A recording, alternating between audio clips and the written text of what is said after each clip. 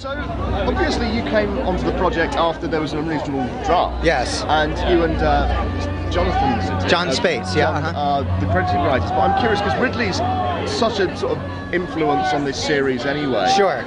How much input did he have with the script? Who, Ridley? A tremendous amount. I mean, again, I think that when you're working with an iconic and visionary director like Ridley, the job of writing is really about asking them a bunch of questions like you're asking me now and getting them to answer them in a way that will give you a very strong sense of the story that they want to tell.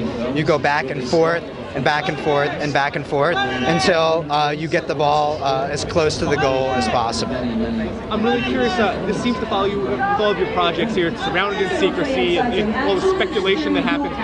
Now that it's coming out, do you have a favorite rumor from like all of the last couple, but do you have like a rumor that like really stuck out to you that was your favorite one leading up to this? I think my favorite rumor was that this was actually a secret Blade Runner prequel or a crossover.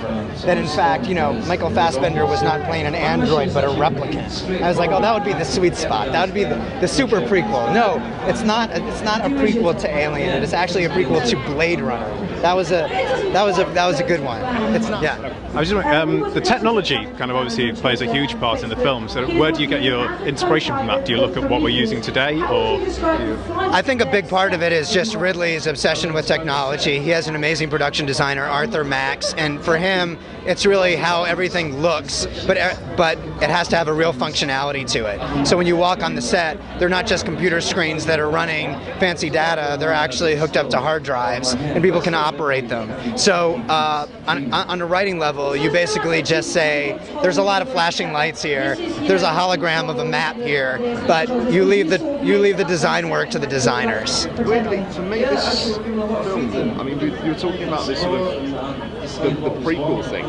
To me, it feels almost like what you did with Star Trek, in that you sort of shift the universe. You take it from what we know, and without giving too much away, you change things so that it's not what we were expecting as a prequel. Right. But you set it up almost in a way that it could be exactly what happened with Star Trek. Do you think that's just an artifact of having the same guy write both of them, or is it something you deliberately set out to do? I think that for me, the word prequel is a word that we didn't really start hearing until about 20 years ago, or 15 years ago, when George said that he was going to do the first 3 Star Wars films. And for me, the issue with the word prequel is, you know how it's going to end.